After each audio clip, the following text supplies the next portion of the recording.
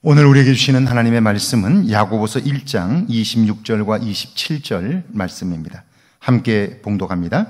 누구든지 스스로 경건하다 생각하며 자기 혀를 제갈 물리지 아니하고 자기 마음을 속이면 이 사람의 경건은 헛것이라. 하나님 아버지 앞에서 정결하고 더러움이 없는 경건은 곧 고아와 과부를 그 환난 중에 돌보고 또 자기를 지켜 새 속에 물들지 아니하는 그것이니라. 아멘. 할렐루야. 좋은 날입니다. 하나님 신의 은혜 오늘도 여러분과 함께 하기를 주의 이름으로 축원합니다. 신실함과 경건함으로 사람들의 존경을 받는 한 분이 있었습니다. 그는 수십 년 동안 한 번도 빠짐없이 매일 아침 1시간 이상씩 찬송하며 기도했습니다.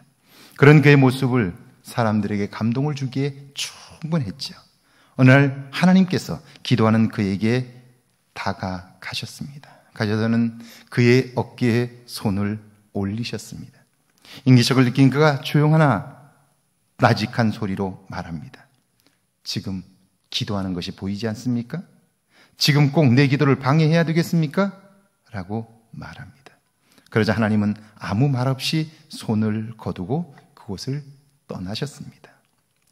기도하면서 나도 모르는 사이에 그 기도가 자랑거리가 되고 그 기도가 사람들로부터 칭송을 받을 때에 그 기도의 대상이 변질되게 되죠.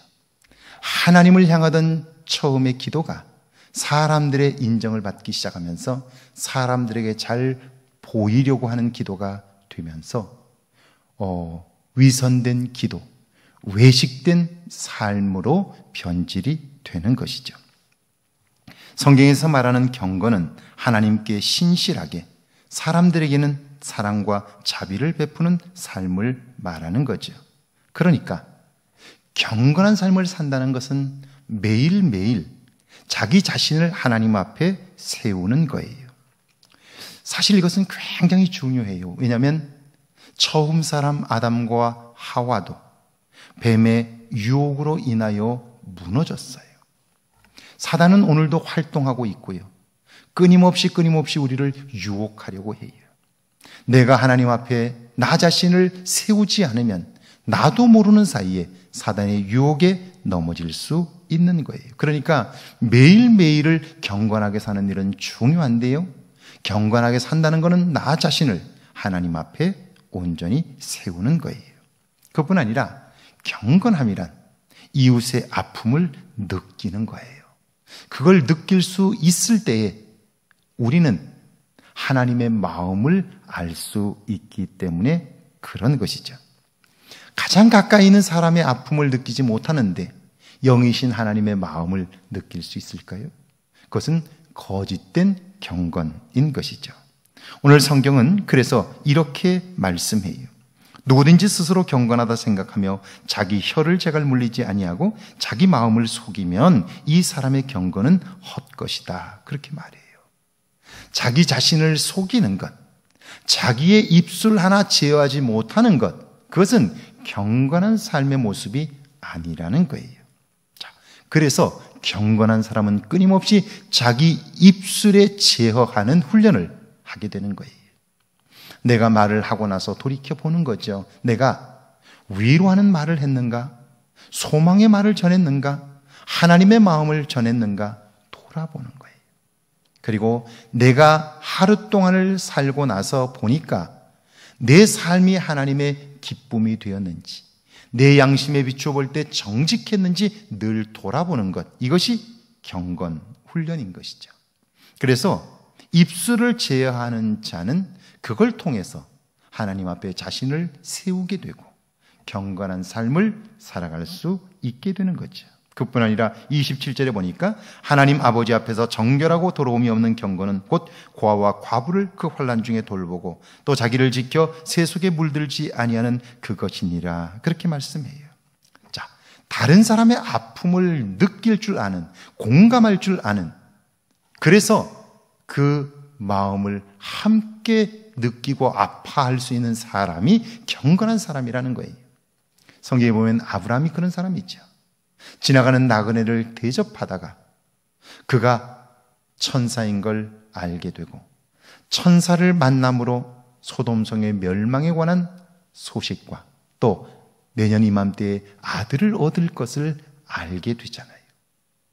다른 사람의 아픔을 느낄 수 있는 마음이 없이는 하나님의 마음을 이해할 수 없고요, 느낄 수 없게 되는 거죠. 그러니까 매일매일 말씀을 듣고 그리고 그 들은 말씀 속에서 깨달아진 것을 내 삶 속에서 말씀대로 살아보는 일들이 너무 중요한 거죠. 우리의 마음이 굳어지지 않고 늘 부드러워질 때에만 다른 사람의 아픔을 느낄 수 있고 그 느끼는 마음이 하나님의 일도 감당할 수 있게 하는 것이죠. 그러니까 성경에 보면 하나님의 사람들은 내 조국의 고통을 내 아픔으로 여겼던 사람이에요. 교회의 아픔을 내 아픔으로 여기는 사람, 그리고 내 이웃의 아픔을 내 아픔으로 여기는 사람, 그 사람들을 통해서 역사는 새로워진 거예요. 하나님의 영광을 위하여 살기를 다짐한 사람, 이웃의 생명을 위하여 헌신하며 사는 사람들을 통해서 이 땅의 역사는 새로워진 거예요. 우리의 역사를 봐도 그래요. 얼마나 많은 사람들의 수고가 있었는지 몰라요. 저희 집안에도 그런 분이 계세요.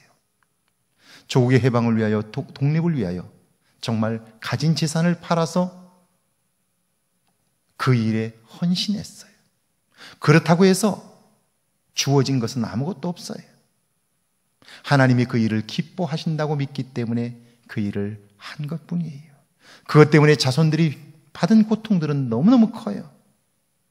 그럼에도 불구하고 후손된 우리들이 볼 때 선조들의 그런 믿음의 모습이 오늘 우리들의 삶에 하나님의 능력으로, 하나님의 축복으로 나타나고 있다고 우리는 그렇게 믿고 고백하고 있어요. 실제로 우리의 삶 가운데 하나님이 행하시는 놀라운 일들을 경험하고 있는 거예요. 경건한 삶에는 훈련이 필요해요. 오늘 하루 여러분의 삶이 경건한 삶을 향하여 도전할 수 있기를 바랍니다. 경건한 훈련이 되어 하나님과 더욱 가까워지는 저와 여러분 되기를 주의 이름으로 축원합니다. 함께 기도합니다. 하나님, 저희를 사랑하사 오늘도 복된 날을 주셨으니 경건한 삶으로 하나님 앞에 나를 세우게 하시고 입술을 제어하며 이웃의 아픔을 느낄 수 있는 따뜻한 마음들을 주옵소서. 이 마음이 회복되지 않고는 결코 아무것도 할 수 없사오니 여호와여 함께 하소서. 은혜를 베푸시고 도우셔서 경건한 삶을 통하여 하나님께 영광을 돌리게 하옵소서. 전능하신 주님, 주님이 도우시고 함께 하사 오늘 하루가 복되게 하시고 경건한 삶을 통하여 내면의 성장이 있게 하옵소서.